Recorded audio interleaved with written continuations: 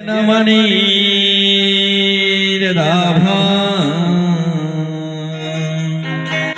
पीताम्बराय दलनबिम्बफलाधरोष्ठा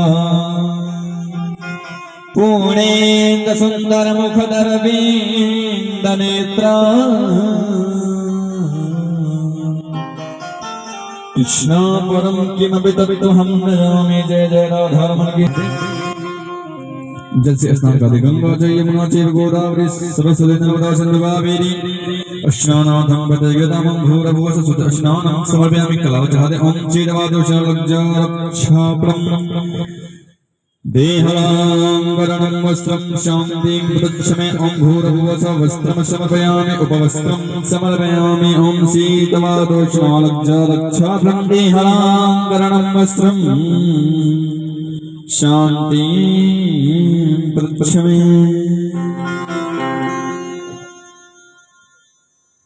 धूप दीप दिखा दे, चंदन लगा दे पहले। चंदनस्य महत्वगुणं पवित्रं पावनाशनम् आपदां हरिते नित्यं लक्ष्मी श्री सप्तमं भूरभुवः चन्दन। ॐ वनस्पतिरसो धूपो गन्धसो गन्धो तमा आग्रेय देवदेवानां धूपोऽयं प्रतिगृहीतं। चन्द्रमा मनसो जाता चक्षुः सूर्यजात सोदारो प्राणस्य मुखादुगनी रजायतः। बस सामने रख दे। जल से बलमंडल करते अंजलि से दिगणम हस्त प्रक्षाल्य आति देवादिवंदनम। भगवान को भोग लगाते हैं। हरि ओम ओम नाभ्याम या से अंतरिक्षं शेषनो देवभो समोत्याभ्याम भूमि दिशा शोदादधा लोकान् कल्पयन्नः। प्रणाम कर लें बस।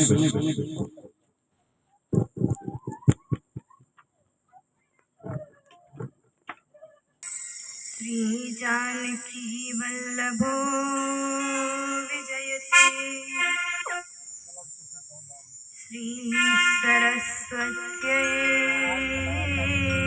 नमः। श्री गुरुचरण कमलेभ्यो नमः।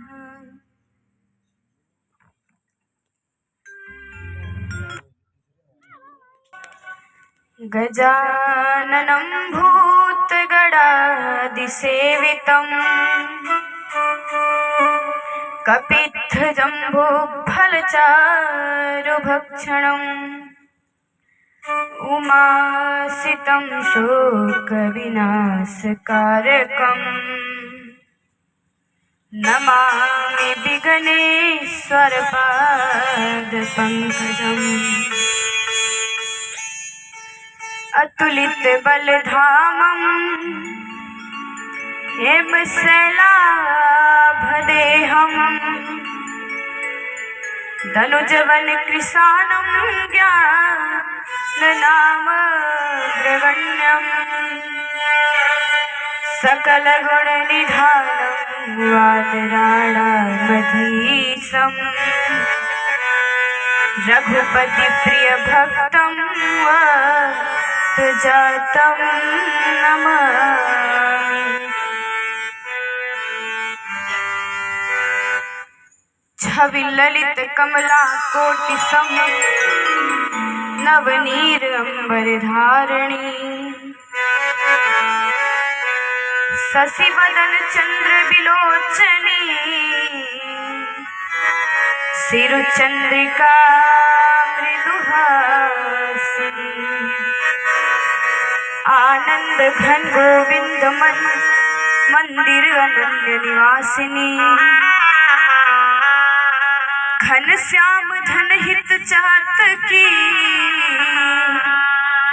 घन श्याम धन हित मोरणी। हरि ओम पार्वती पतये नमः महादेव नमः। गुरुर्ब्रह्मा गुरुर्विष्णु गुरुर्देवो महेश्वरः गुरुर्साक्षात् परब्रह्म तस्मै श्री गुरुवे नमः। तस्मै श्री गुरुवे नमः।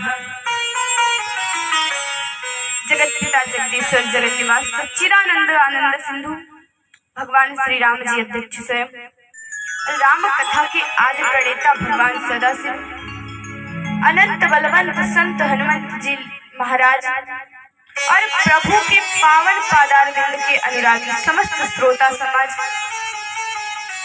आइए जैसा कि श्री राम कथा की मंजुल परंपरा है, हम सब भी मिलकर के भगवान के मंगलमय नाम का स्मरण करते हैं। नाम के स्मरण से क्या हो सकता है?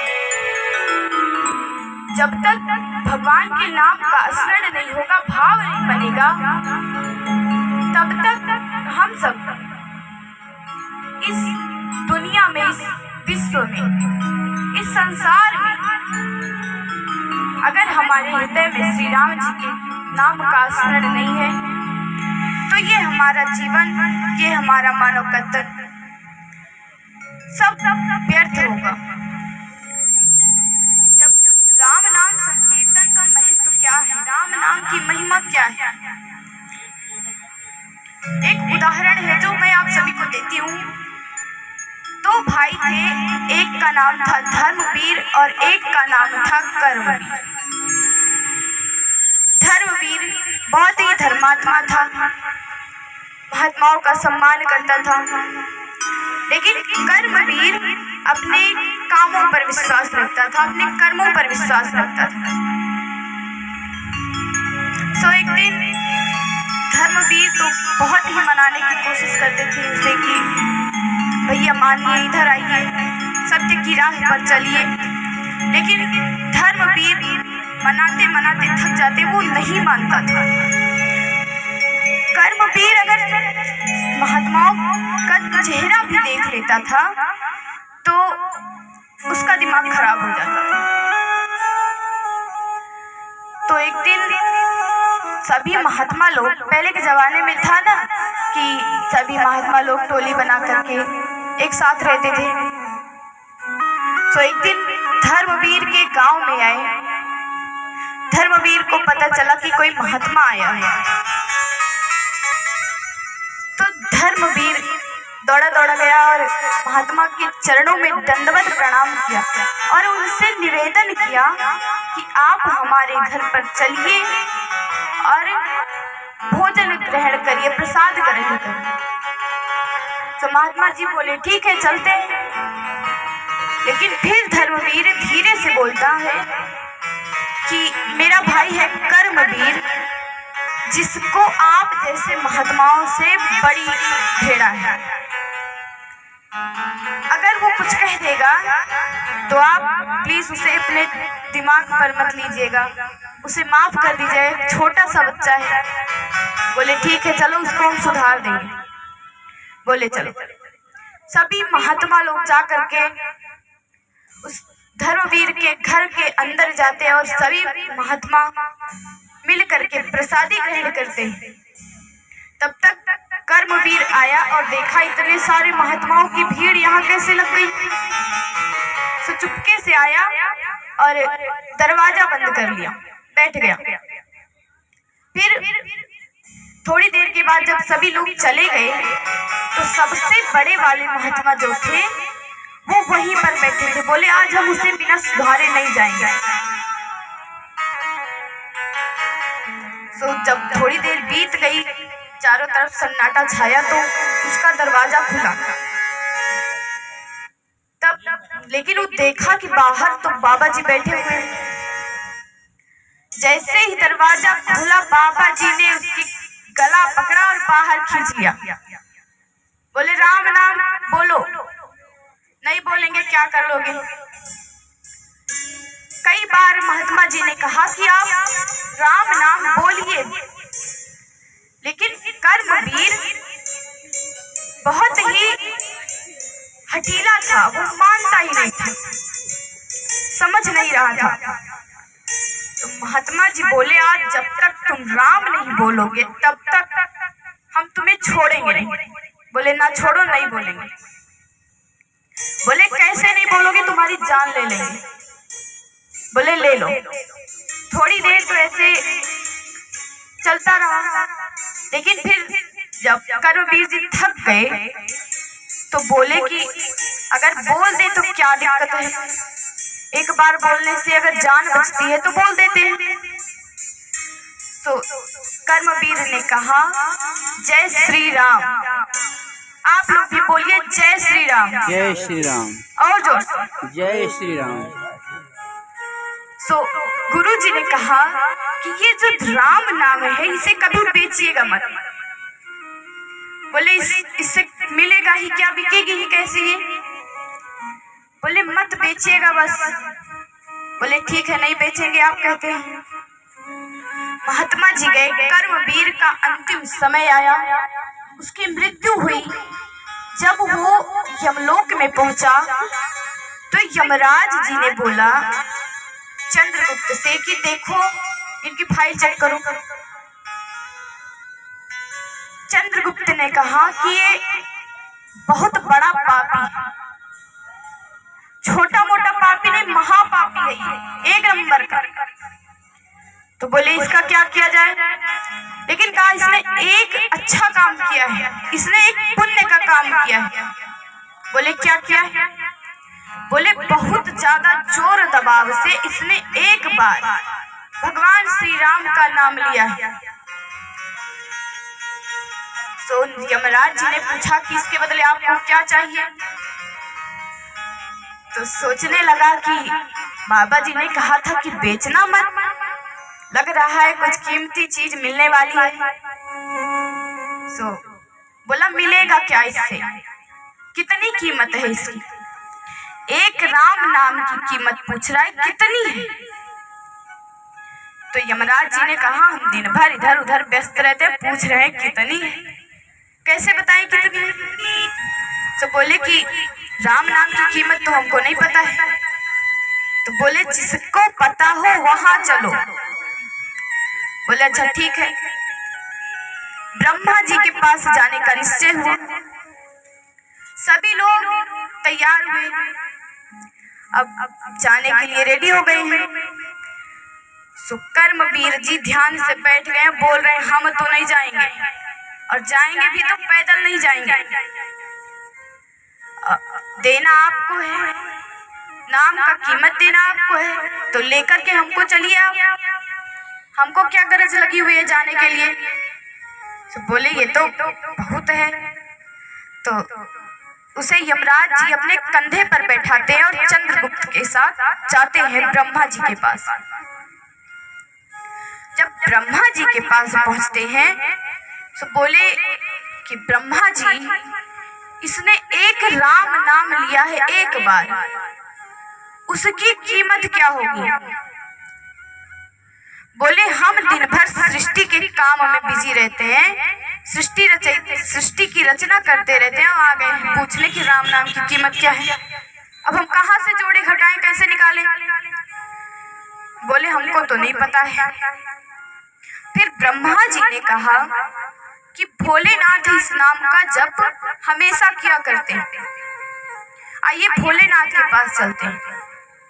सभी लोग गए भोलेनाथ के पास और भोलेनाथ जी को दंडवत प्रणाम किया और पूछा कि हे भगवान, आप जिस नाम का जप हमेशा किया करते हैं उस नाम का फल क्या है? उस एक नाम का फल क्या है?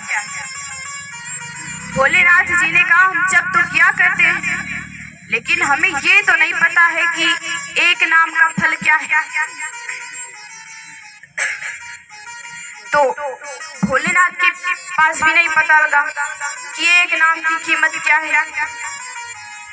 तो भोलेनाथ जी ने कहा कि जिसका नाम है उसी के पास क्यों ना चले, शायद उसको पता हो, उसका नाम है, उसका महत्व उसको पता हो। सभी लोग राजा रामचंद्र जी के पास गए और राजा रामचंद्र जी सिंहासन पर आरूढ़ हैं। प्रेम से बोलिए राजा रामचंद्र की जय। सभी लोग पहुंच करके श्री राम जी के चरणों में दंडवत प्रणाम करते हैं और बोलते हैं कि हे स्वामी, इसने केवल एक बार आपका नाम लिया है, उसका फल क्या हो सकता है, उसकी कीमत क्या हो सकती है। सो राम जी ने कहा भले ही हमारा नाम है लेकिन हम नहीं जानते हैं कि उस नाम की कीमत क्या है। तो बोले अब क्या करें। बोले हम बता तो नहीं सकते हैं लेकिन दिखा जरूर सकते हैं। बोले नहीं बता पाएंगे तो दिखा ही दीजिए। तो बोल रहे हैं राजा रामचंद्र जी कि एक बार नाम लेने से तुमने सारे देवताओं के साथ चक्कर लगा लिया, और अगर हमेशा अपने मन में राजा रामचंद्र जी के नाम का स्मरण करते रहे तो क्या नहीं हो सकता है। राजा रामचंद्र जी स्वयं अपने नाम की महिमा नहीं बता सकते। राम न सकहि नाम गुण गाई। तो सभी लोग पहुंच गए और कर्मवीर जी को पता लग गया कि हाँ भाई एक नाम का महत्व तो कितना बड़ा हो सकता है। सभी लोग राजा रामचंद्र जी के चरणों में प्रणाम किए और अपने अपने घर को वापस लौट गए। ऐसे ही अगर हम भी अपने मन को राजा रामचंद्र जी के चरणों में लगाते हैं, अपने मन को उनके चरणों में लगा करके हमेशा उनके नाम का स्मरण करते रहते हैं, तो क्या नहीं हो सकता है। कौन सा फल ऐसा है जो नहीं मिल सकता है। राम ही स्वयं रामायण है, स्वयं रामायण ही राम है। जब राम जी की रामायण ही स्वयं परमात्मा है तो फिर उस परमात्मा के नाम से हमको क्या नहीं मिल सकता। कर्मवीर ने केवल एक बार नाम लिया था तो उसने सारे देवताओं के साथ चक्कर लगाया, वो भी पैदल पैदल नहीं, पालकी में बैठ के। और अगर हम सब अपने मन से भगवान का नाम लें तो क्या नहीं हो सकता है, क्या नहीं हो सकता। सब कुछ संभव है। भगवान के नाम से कुछ असंभव है ही नहीं। राम कथा मनोरंजन नहीं है, जीवन का सुधार है राम कथा। कई भक्त होते हैं जो इस राम कथा को कहानी कहते हैं, स्टोरी कहते हैं, लेकिन राम कथा कहानी नहीं है, स्वयं परमात्मा का द्वार है। और हम सभी मिलकर के आइए उन्हीं भगवान श्री रामचंद्र जी के नाम का स्मरण करते हैं, और आगे जैसे प्रभु की इच्छा होगी आप सभी के बीच में कथा वही रूप लेकर के उपस्थित हो जाएगी। आइए प्रेम से सभी लोग भाव से गाइएगा।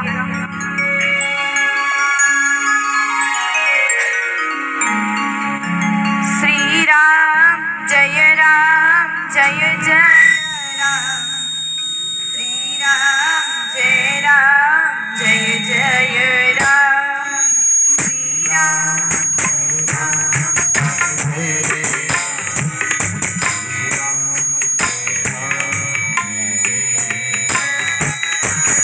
राम जय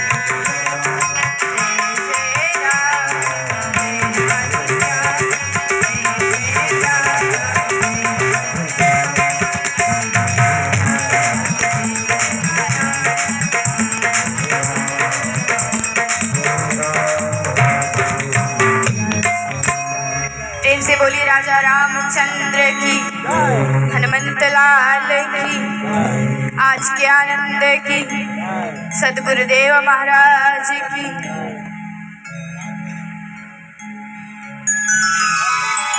जब सबसे पहला श्लोक श्रीमद् भागवत का क्या कहता है, भगवान का स्वरूप कैसा है,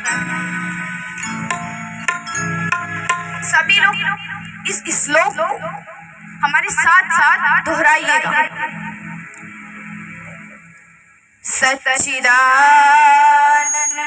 रूपाय सच्चिदानंद रूपाय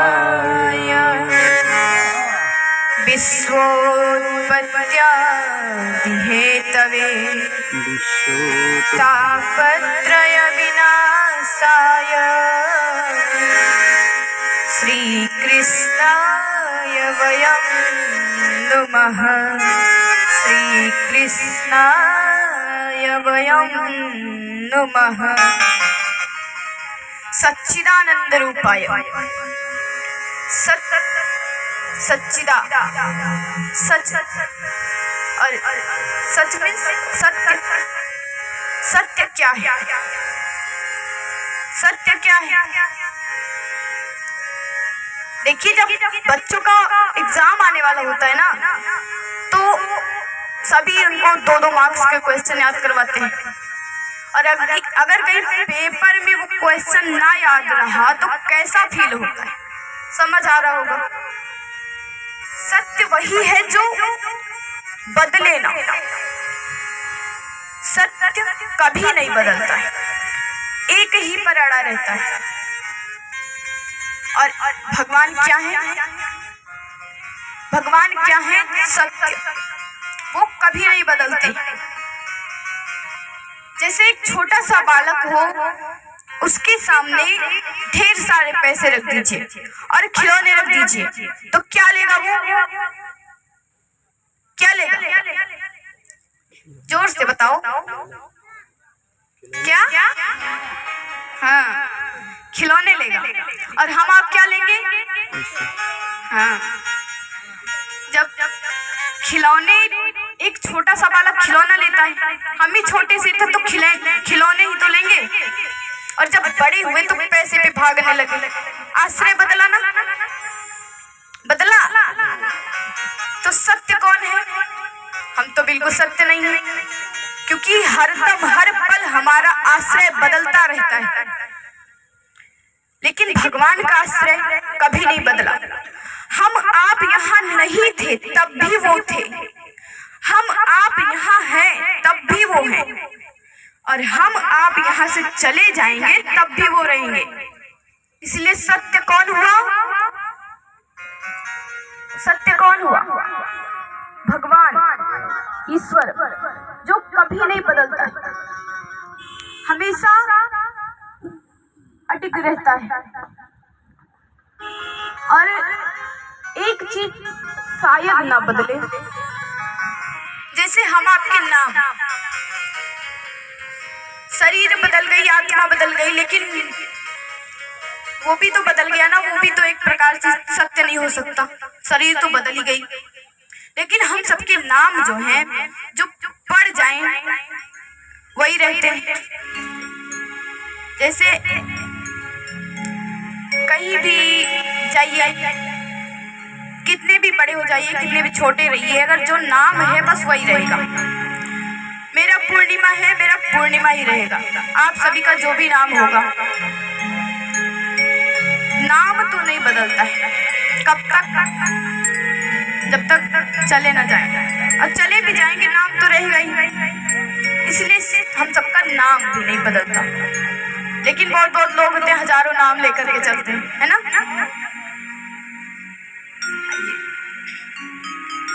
जब भगवान सच्चिदानंद है, सत्य है, भगवान आनंद है। अगर आनंद चाहिए तो भगवान के पास जाइए, क्योंकि और कोई आप सभी को आनंद नहीं दे सकता है। भगवान से ज्यादा आनंद किसी के पास है ही नहीं। एक बार ब्रह्मा जी ने एक सभा आयोजित की थी जिसमें सभी को बुलाया गया था। सभी ज्ञानी मुनि तपस्वी सभी आए थे। तो ब्रह्मा जी ने पूछा कि इस दुनिया में क्या है जो सबके पास नहीं है? क्या है? सब कुछ है ना? बताओ। है, लेकिन एक चीज नहीं है। क्या नहीं है वो? वो है प्रेम। प्रेम नहीं है सबके पास। सोने चांदी हीरे जवाहरात सब कुछ होंगे, लेकिन प्रेम नहीं है। बोले राजा रामचंद्र की। हम सबके पास सब कुछ है, लेकिन प्रेम नहीं है। और वही नहीं है जो भगवान को सबसे प्यारा है। क्या नहीं है? क्या? हाँ, जो भगवान को सबसे ज्यादा पसंद है वो हमारे पास नहीं है। क्यों नहीं है? क्योंकि हमारा मन हमारे कंट्रोल में नहीं है। हम चाहते कुछ और है, वो कुछ और जाता है। इसीलिए अपने मन को अगर भगवान के नाम में लगा लेंगे ना, भगवान के चरणों में लगा लेंगे, तब भगवान जरूर मिलेंगे, भगवान की कृपा जरूर होगी। सभी लोग कहने लगे कि कैसे नहीं है, सबके पास है प्रेम। लेकिन ब्रह्मा जी ने कहा नहीं है। तो नारद जी उठे, बोले नहीं है प्रेम सबके पास। आप कैसे कह सकते हैं कि सबके पास प्रेम है? बोले हम कह सकते हैं। बोले अच्छा बताइए किस में ज्यादा प्रेम है फिर? बोले किसी भी व्यक्ति में नहीं है, लेकिन भोलेनाथ और मैया पार्वती में बहुत प्रेम है। नारद जी बोले अच्छा, हम उसे तोड़ सकते हैं। बोले कैसे तोड़ोगे?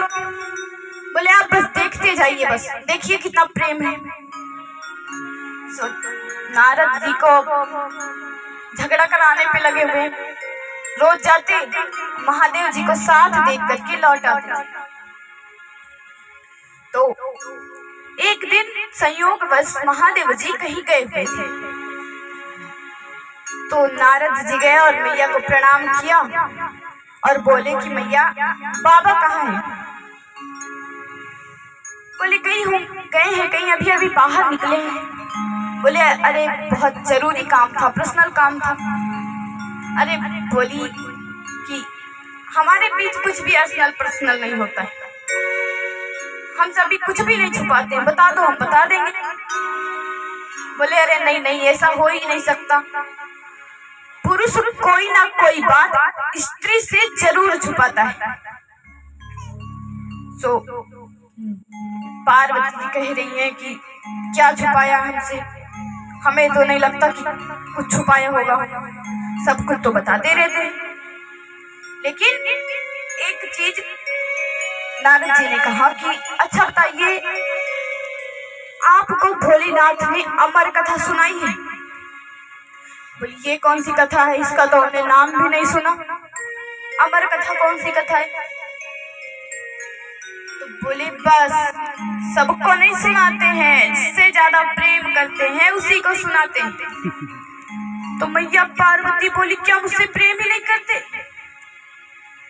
अब बोले नारद जी का तो काम बन गया, निकल लिए। बोले माता जी चलते हैं। बोली चलो आज आने दो, भोलेनाथ को अभी बताते हैं, हमको अमर कथा नहीं सुनाई। अब इसी सोच में पड़ी हुई है कि क्या भोलेनाथ मुझसे प्रेम नहीं करते हैं, तो मुझे अमर कथा क्यों नहीं सुनाई? भोलेनाथ जी आए, बैठे, कोई स्वागत सत्कार नहीं, कोई भांग वांग लेके नहीं पहुंची। सो लगा कि आज कुछ भड़क गई है माता। फिर बोले कि क्या हुआ, आपकी तबीयत तो ठीक है? बोली हाँ ठीक है, आपको क्या लेना देना? तब तो भोलेनाथ पक्का जान गए कि लग रहा है कुछ दाल में काला है। भोलेनाथ ने आंखें बंद की और देखा तो नारद जी आए हुए थे। बोले जहां देखो वहीं काम बिगाड़ने पहुंच जाते हैं नारद जी। तो जब झगड़ा हो जाता है ना, तो जो बच्चे होते हैं उनके माध्यम से बात होती है। भोलेनाथ जी ने पूछा कि गणेश और कार्तिक कहाँ हैं? पार्वती जी ने कहा गए होंगे कहीं, क्या दिन भर पास बिठा कर रखूं? तब तो जान गए कि लग रहा है अब क्या करें। तो भोलेनाथ जी ने कहा कि क्या हुआ, गुस्सा क्यों है, नाराज क्यों है? तो पार्वती जी ने कहा कि अच्छा बताइए, आप मुझसे प्रेम करते हैं कि नहीं करते? तो महादेव जी ने कहा ये भी कोई पूछने की बात है, हम सबसे ज्यादा प्रेम ही आपसे करते हैं। तो बोली मुझे अमर कथा क्यों नहीं सुनाई?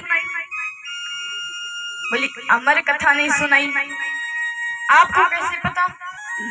तो बताया कि नारद जी आए थे हमसे बोले। तो बोले नहीं सुनाई तो अब सुना देंगे, लेकिन आप सबकी एक आदत बहुत बुरी होती है। भोलेनाथ जी ने कहा कि आप महिलाओं की आदत, एक आदत बहुत बुरी होती है। क्या होती है आप लोग बताइए, क्या है हमें बुरी आदत? भोलेनाथ जी ने कहा कि आप जो भी बात सुनती है ना, उससे जहां 4-5 महिलाएं मिली तहां सब बाहर कर देती है। और ये अमर कथा है, अगर इसे आपने किसी को बताया तो नाम तो आप जान ही रहे हैं, अमर कथा। जो सुनेगा वो अमर हो जाएगा। तो सुना सुना के सबको अमर कर देंगे। बोले नहीं, हम नहीं बताएंगे, हम नहीं सुनाएंगे। बोले अच्छा चलो ठीक है, मान लिया नहीं सुनाएंगे आप। तो महाराज भोलेनाथ जी और मैया पार्वती जी बैठे एक कल्पतरु वृक्ष के नीचे बैठे और मैया से कहा आप बैठिए और कथा का स्मरण करिए। बोली ठीक है, आप कथा शुरू कीजिए। तो महादेव जी ने पहली ताली बजाई तो कैलाश पर्वत पे जो पशु पक्षी थे वो सब जान गए कि हमें यहाँ से जाना है। महादेव की ताली का आदेश आया है।